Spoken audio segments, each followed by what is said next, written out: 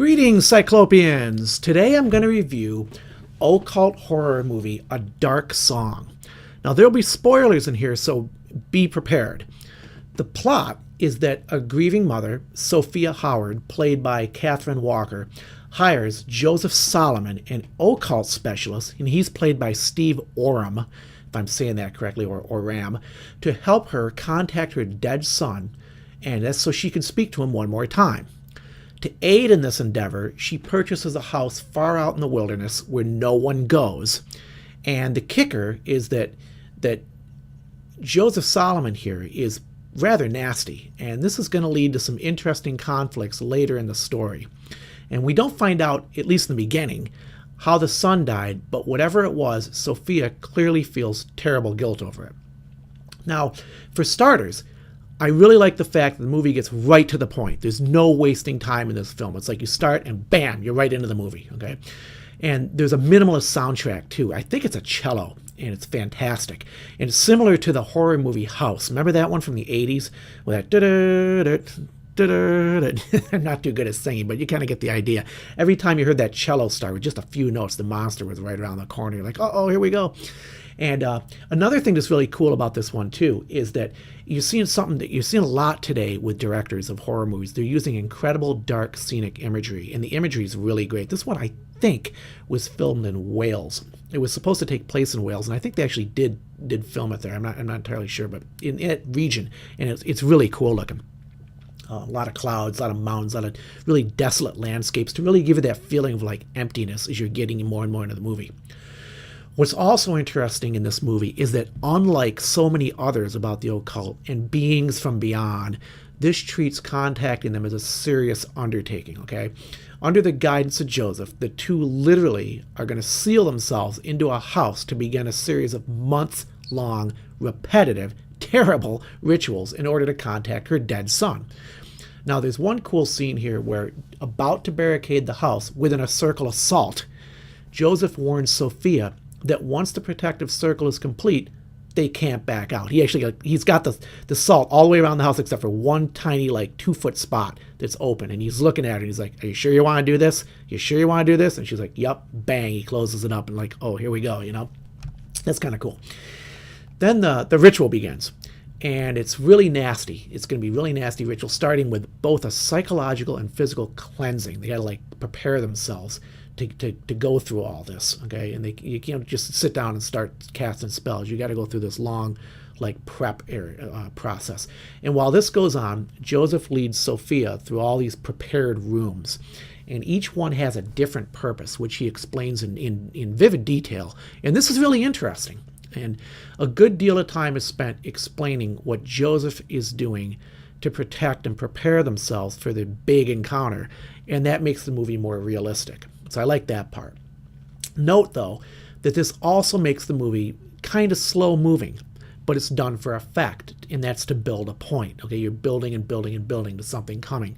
So if you're into action or short of patience, you'll want to pass on this one. It's a bit of a long build. You're going to be building for about, I'm guessing 30 to 45 minutes.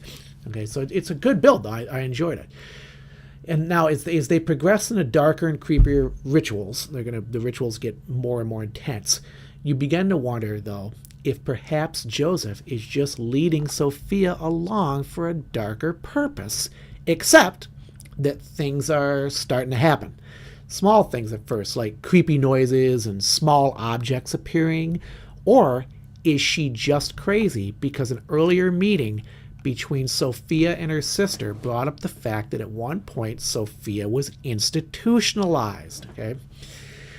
Now, of course, this goes on for a while, getting more and more intense until things begin to go wrong. And here's the first problem I had with the movie, because basically everything that goes wrong is the fault of Sophia. Because as I mentioned a few moments ago, a darker purpose to this whole thing is discovered.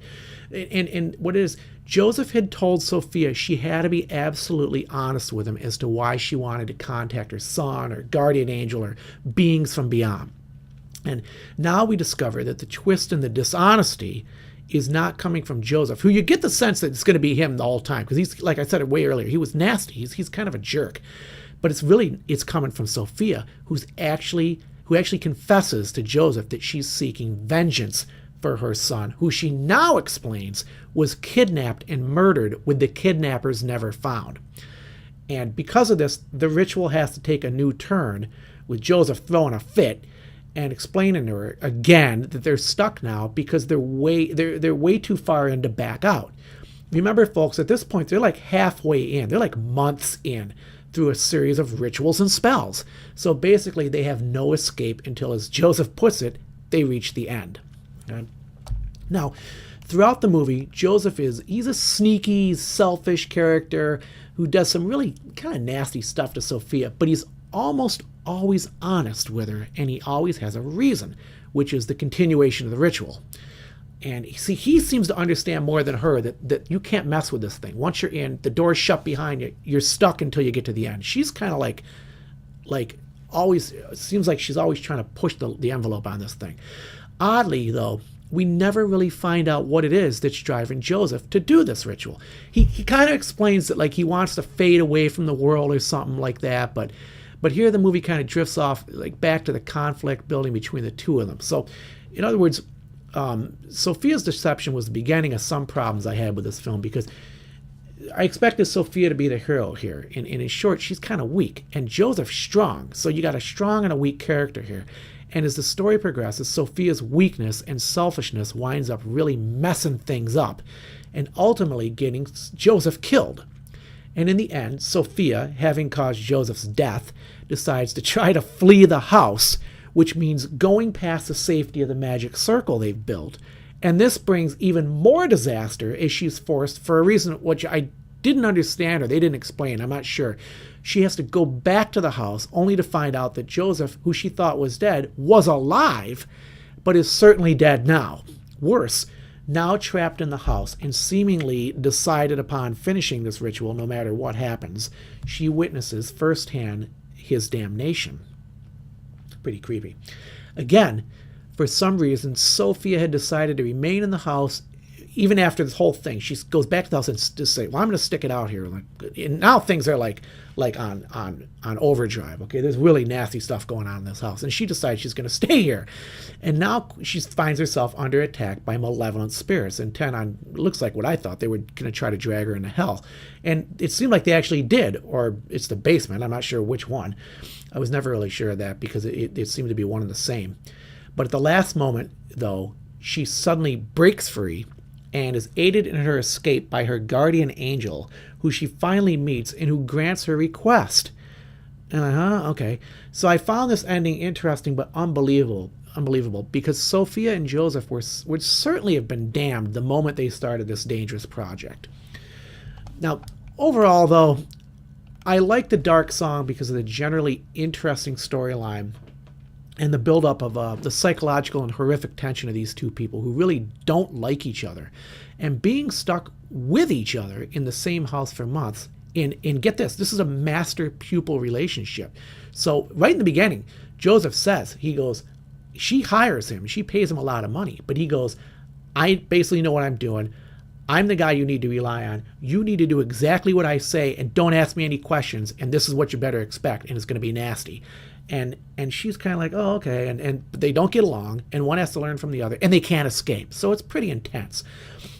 But again, I didn't like the ending, as it seemed that Joseph kind of got kicked to the curb, and the story like suddenly focused entirely back on Sophia, and we never found out anything about Joseph, who he was, or where he came from, or how he acquired all this dark knowledge, or what his ultimate intentions were. Like, no doubt, Joseph should have been developed more. After all, he's 50% of the movie. So, meanwhile, Sophia got off scot-free, and with her request from none other than a guardian angel, who shouldn't be the one granting requests anyway. But, it's what it is, and maybe I missed something there, but I thought that with a little bit of tweaking, they could have kind of cleaned that up. In the end, though, I give a Dark Song 3 magic spells out of 5, and would actually recommend the movie for fans of occult and psychological horror. Now, Do you have any comments? Would you like to see me review a movie? If so, drop me a line at administrator@Sci-Clops.com.